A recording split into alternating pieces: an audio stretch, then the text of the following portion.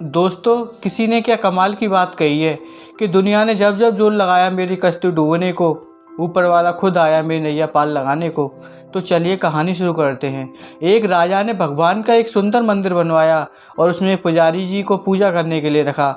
काफ़ी समय बीत गया, राजा की उम्र हो गई थी और पुजारी की भी उम्र हो चली थी। लेकिन राजा का एक नियम था कि वो हर सुबह अपने सैनिकों के साथ एक फूलों की माला भिजवाया करता था और उस माला को पुजारी जी भगवान श्री कृष्ण को चढ़ाया करते। उसके बाद जब राजा भगवान के दर्शन करने आया करते थे, तब पंडित जी उस माला को भगवान के गले से निकालकर राजा के गले में डाल दिया करते थे।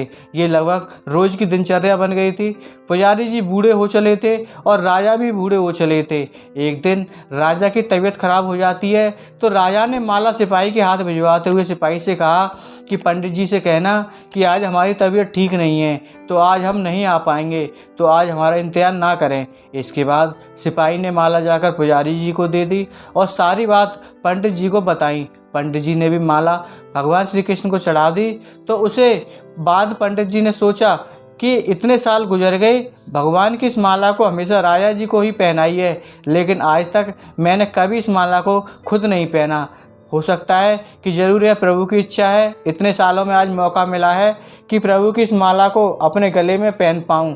तो यह परंपरा ही थी कि प्रभु की माला तो निकलती ही थी, तो इस बार पंडित जी ने वह माला अपने गले में डाल ली। लेकिन तभी सिपाही दौड़ते दौड़ते आया और बोला कि महाराज जी को कुछ ठीक नहीं लग रहा है, तो राजा साहब मंदिर की तरफ ही आ रहे हैं, आप तैयारी करना शुरू कीजिए। राजा को लगा कि इतने सालों से बनी हुई परंपरा कहीं टूट न जाए, इसलिए वह मंदिर की ओर आने लगे।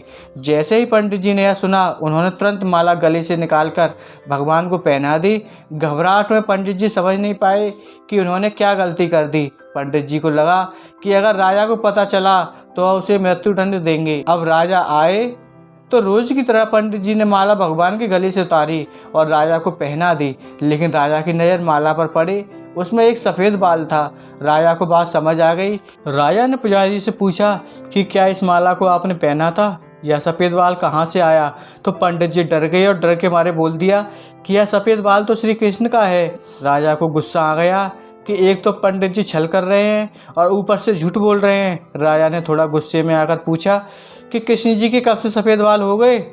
ठीक है, कोई नहीं, मैं कल श्रृंगार के समय आऊँगा, तब देखूँगा कि श्री कृष्ण के बाल सफ़ेद हैं या नहीं। और याद रखना पंडित जी, अगर बाल काले निकले, सफ़ेद नहीं निकले, तो कल आपको इस छल के लिए मृत्युदंड दिया जाएगा। और राजा गुस्से में तमतमाते हुए वहाँ से चले गए। उधर पंडित जी को अपनी मृत्यु नज़र आने लगी। वह श्री कृष्ण के आगे दंडवत होकर लेट गए और बोले, प्रभु मुझे क्षमा कर दीजिए, मैं लोभ में आ गया, मुझे लगा कि यह माला मुझे ही पहननी चाहिए, मुझे बचा लीजिए प्रभु, नहीं तो कल राजा के हाथों मेरी मौत निश्चित है। पंडित जी पूरी रात भगवान से विनती करते रहे और रोते रहे, प्रार्थना करते रहे कि हे प्रभु मुझे बचा लीजिए। अगली सुबह राजा श्रृंगार के समय पहुंचा और पहुंचने के बाद राजा ने पंडित जी से कहा कि पंडित जी मुकुट उतारिए, मुझे बिहारी जी के केस देखने हैं। पंडित जी ने डरते डरते मुकुट उतारा और जैसे ही मुकुट उतारा राजा चौंक गया। श्री कृष्ण की मूर्ति के बाल सफ़ेद थे। लेकिन राजा को लगा कहीं ऐसा तो नहीं पुजारी जी फिर कोई छल कर रहा है, कहीं उसने अपनी जान बचाने के बाल रंगवा तो नहीं दिए। तो बाल की जांच के लिए वो बाल तोड़ने लगे और जैसे ही राजा ने बाल तोड़े, मूर्ति में से खून बहने लगा। राजा यह देखकर भगवान के चरणों में गिर गए, क्षमा मांगने लगे कि क्षमा कर दो भगवान, मुझसे बहुत बड़ा पाप हो गया, मैं शक में इतना अंधा हो गया कि मैं सही गलत ही भूल गया। तभी मूर्ति से आवाज़ आई, राजा तुमने मुझे सिर्फ मूर्ति माना है, इसलिए मैं आज से तुम्हारे लिए सिर्फ मूर्ति हूँ। लेकिन इस पुजारी ने मुझ में साक्षात भगवान देखा है, इसलिए उसकी जान बचाने के लिए मुझे अपने बालों को सफ़ेद करना पड़ा, खून की धारा बहानी पड़ी ताकि तुम्हें समझा पाऊँ। और उसके बाद राजा को अपनी गलती पर पछतावा हुआ, लेकिन अब कुछ हो नहीं सकता था। इसलिए तो कहते हैं अगर मानो तो पत्थर में भी भगवान, नहीं तो साक्षात आपके सामने भगवान भी आ जाएं, तब भी आप उनसे उनकी सत्यता मांगेंगे।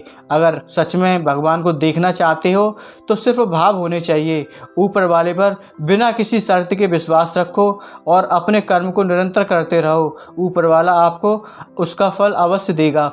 आई होप ये वीडियो आपको ज़रूर पसंद आई होगी। इस वीडियो पर आपकी क्या राय है कमेंट करके ज़रूर बताइए।